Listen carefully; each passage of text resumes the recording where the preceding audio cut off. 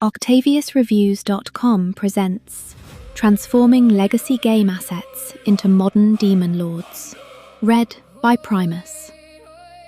Transforming legacy game assets into modern demon lords demands a complete re-articulation of how digital bodies are conceived, constructed, and animated. The process begins with the recognition that archaic sprite sheets were never designed to withstand the pressures of contemporary rendering pipelines. They were rigid two-dimensional matrices, confined to fixed pixel boundaries, and incapable of expressing volumetric mass, anatomical nuance, or dynamic motion.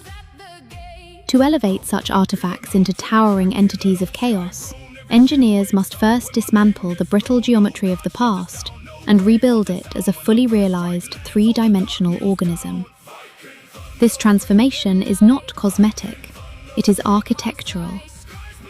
The initial obstacle is the skeletal void at the heart of every legacy sprite.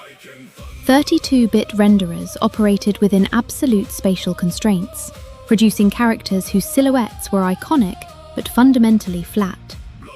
Modernization begins by mapping these silhouettes with forensic precision, preserving their recognizable proportions while establishing new spatial coordinates that can support volumetric interpolation.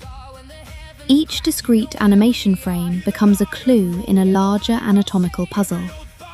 Engineers translate these fragments into a continuous three-dimensional topology, resolving the severe spatial discontinuities that arise when static pixels are forced into dynamic depth. Once the silhouette has been transposed into a volumetric space, anatomical reconstruction becomes the central labor. 2 decades of technological evolution separate the jagged bitmap contours of the past from the dense polygonal meshes of the present. Bridging this gap requires a radical topological overhaul. Digital armatures are laid across the reconstructed form, establishing a skeletal hierarchy capable of supporting organic motion. Vertex weights distribute tension across the mesh, simulating muscular strain and mechanical resistance. The resulting structure is not merely animated, it is kinematic. When integrated into a contemporary physics engine, the Demon Lord becomes capable of unscripted interactions, reacting to environmental forces with fluidity that would have been impossible under legacy paradigms. Material synthesis completes the metamorphosis. Modern shader pipelines treat surfaces as living systems, calculating dynamic reactions to light, moisture, and atmospheric conditions. Procedural skin materials generate micro-variations across the epidermis, ensuring that no frame repeats the same static texture. Subsurface scattering algorithms simulate the percolation of light beneath demonic tissue, producing an unsettling translucency that evokes biological depth. Emissive passes synchronize with combat states, allowing ocular flares and infernal glows to shift in response to narrative stimuli. The Demon Lord becomes not only a physical presence, but a visual event. The final ascension occurs through performance validation. High-fidelity assets must operate flawlessly within dense arenas, maintaining stable frame rates across generational hardware leaps.